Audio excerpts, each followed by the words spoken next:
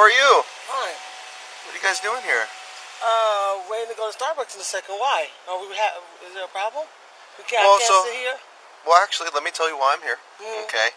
I've been having auto break-ins in this parking lot every morning around this time. Thank you very much. So I've been driving around here. Okay? And I noticed that you guys aren't doing nothing but hanging out. Yeah, I just got in from Vegas. Okay. Well, this morning. I've been driving all night. Okay. No, you're not going to detain them. No, you're not going to detain them. We haven't did anything. We have not did anything. Do not start the car. Get out of the car. No, get out of the car. I'm rolling the window down. Get out of the car. No, I'm rolling the window down. Get out of the car. No, I'm not. I'm rolling the window down. Get out of the car. I'm rolling the window down. Get out of the car. I see it's rolled down. Get out of the car. Get out of the car. No, I'm not. Get out of the car. I haven't did anything. I'll get out. Just don't pull on me. I'll get out. Coffee. On the way to a statistics test in Berkeley. This mother with her two daughters was guilty of resting. So she didn't drive and harm herself, her two daughters, and somebody else on the road. And what do we see? We see sheriff deputies in Alameda County using lies to violate their First, 14th, and 4th Amendment because they're Black. Because this is what policing looks like in America for Black people. What kind of crime did I commit? What kind of crime did you commit? Yeah, I'm asking you. You asked me for my ID. Yeah, you have to give me your ID. Why do I have to give you my ID? Why? I don't have to give you my ID because I haven't did anything. You started talking about a break-in. Okay. I thanked you for informing me that. Right. I informed you that I'm resting because I'm about to go into Starbucks, right? I informed you I've been driving all night, right? Well, Starbucks has been open for about 2 hours. It's actually been open since 5. I checked my GPS. Okay. Are you doing anything wrong? No, I'm not.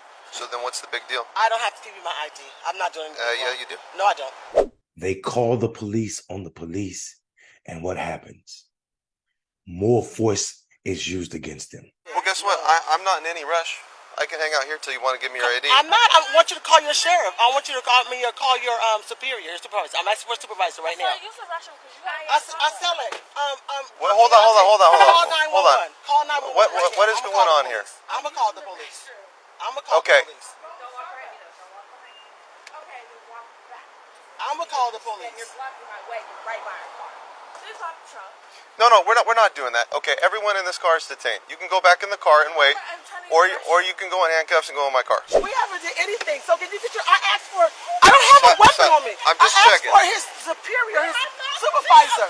I asked for a supervisor. Grab a seat. Isn't that how things work, man? No, what are you talking about? We haven't did anything. Take your feet up. We don't demand what we do. No, I'm not demanding anything. The other officer walks up, directly goes to her daughters, and tell her, "You're under arrest," because this child had to use the restroom. And we know it was a child because she was either 17 or 19, because those were the ages of their daughter. Someone wants to say that $8.5 million is the largest settlement in the history of Alameda County. Who cares? $8.5 million will never erase this incident from these three women's mind. They will forever deal with the trauma associated with doing nothing and being held for so long, helplessly, as their constitutional rights were violated. Constantly, America shows Black people that being Black is still second-class citizens. $8.5 million or $1.5 million, which is where Eric Garner's family or Mike Brown's family got. $3 million, which is what Castillo got. Doesn't matter the amount. At what point do this country admit that we are treating Black people as second-class citizens? And this is not a matter of opinion.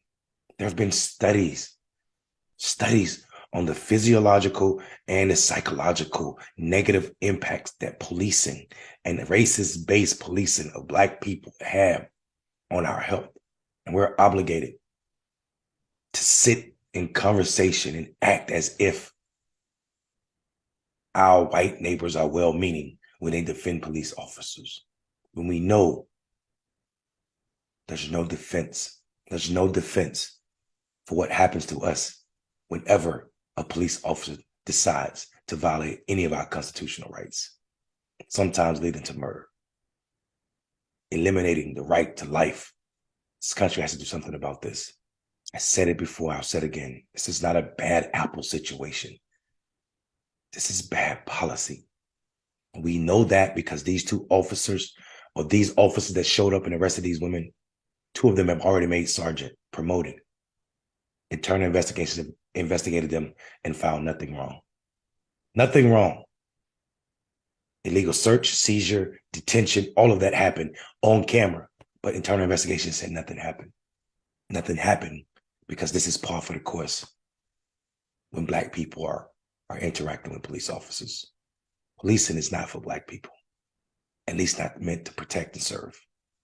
Someone, all of us, must admit this and do something about it. Demand action. I am Wendell Robinson.